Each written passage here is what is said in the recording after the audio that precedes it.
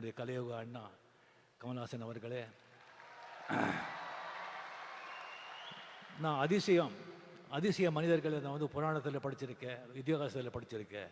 அது நான் கண்ணாலே பார்த்த அதிசய மனிதர் இளையராஜா அவர்கள். இளையராஜா அவர்களே, இங்கே வந்திருக்கும் அரசியல் நண்பர்களே, பெரியவர்களே, தாய்மார்களே, ப்ரெஸ் மீடியா நண்பர்களே, என்னை வாழ வைக்கும் தேவான தமிழக மக்களே,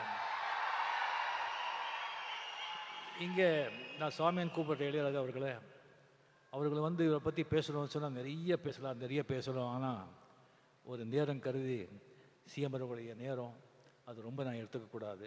அதுக்காக சில விஷயங்கள் மட்டும் இளையராஜா, அந்த மாதிரி ஒரு இளையராஜா ஒரு இசையமைப்பாளராக உலகத்தில் வாழும் அனைத்து தமிழக மக்களின் ரத்தம் நாரி நரம்பில் வந்து அவருடைய இசை, அவருடைய பேர் ஊறி போயிருக்கு. இப்போ ஜஸ்ட் ஒரு நோட் அடித்தாலும் எப்படி நீங்கள் பிடிச்சி இது பண்ணுறீங்க பாருங்கள். ஒரு 70s 80s 90s வந்து ஒரு போட்ட பெட்டுகள், ஒரு பாட்டுகள் இப்போ கூட ஒரு ஃபிலிமில் வந்து ஒரு 2-3 பாட்டு போட்டு அந்த படம் சூப்பர் ஹிட் ஆகிடும். இப்போ கூலியில் கூட 2 பாட்டு நம்ம அதை நம்ம பயன்படுத்திக்கிட்டோம்.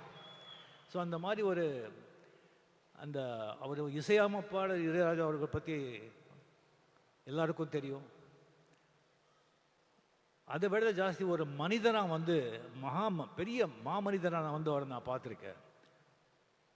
அதுக்கு அவர் மேலே ரொம்ப கௌரவம். ஒரு 1600 படங்கள், 800 பாட்டுகள், 1500 பாடல் பாடியிருக்காரு, 508 பாடு எழுதியிருக்காரு. 50 வருஷம், இது சாதாரண விஷயமா என்ன?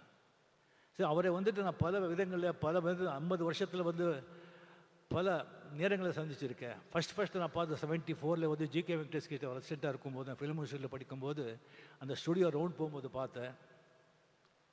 ஒரு சின்ன ஒரு பையன் அதிர்ஷ்டிங்க பார்த்தேன்.